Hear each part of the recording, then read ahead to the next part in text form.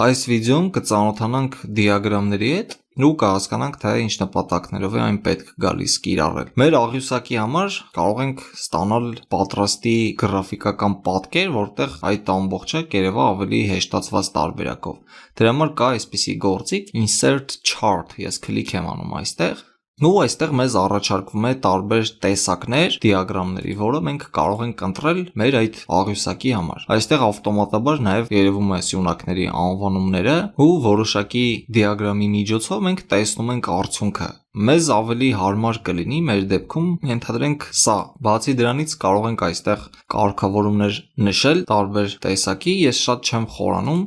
Կարելի է նաև գույները փոփոխել, այս կապույտ, կարմիր, նարնջագույն եւ այլն։ Ես թողնում եմ այնպես ինչպես կա, այստեղ սեղմում եմ insert ու մեզ պատկերվում է առանձին դիագրամը մեր աղյուսակի տվյալների համապատասխան։ Այս կապույտը, ինչպես նկատեցիք, վերաբերվում է եկամտին, այստեղ նշված է նույնիսկ կարմիրը ծախսն է եւ մաքուր եկամուտ։ Մենք ավելի պարզ արդեն տեսնում ենք այդ վիճակագրությունը։ Կարելի է նաեւ օգտագործել այս գործիքները, փոխել գույն եւ այլն։ Այստեղից ես նշում եմ value, որպեսզի երևա նաեւ արժեքը այս կապույտների համար։ Նույնը կարող ենք անել նաեւ նարնջագույնի համար եւ կարմիրի համար։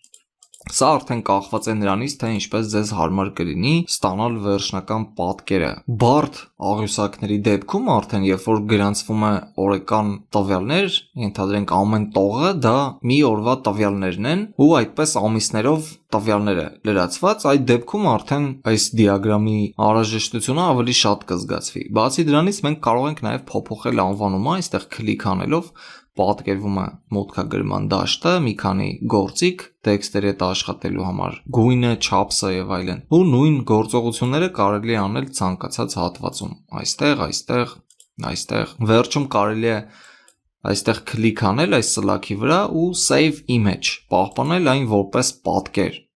որից հետո այս պատկերը արդեն կարելի է օգտագործել փաստաթղթում, օրինակ Google Docs, ստանալ ինչ-որ PDF ֆայլ, ինչ-որ արդյունք կամ օգտագործել կիրառել այլ նպատակներով։ Կարծում եմ այստեղ ամեն ինչ պարզ է։ Ամեն դեպքում ես կփորձեմ հնարավորինս թռուցիկ ներկայացնել մի քանի կարևոր երևույթ, որովհետև հիմնականում նրանք, ովքեր օգտագործում են այս ծրագիրը, ում որ պետք կգա օգտագործել այս ծրագիրը, հիմնականում հաշվապահական նպատակներով են օգտագործում, իսկ հաշվապահություն, որտեղ որ սովորել են, որտեղ որ անցել են հաշվապահություն, որպես մասնագետ, այնտեղ սովորեցնում են արդեն, ենթադրենք ավելի շատ տարածված էր մինչ օրս Microsoft-ի Excel ծրագիրը։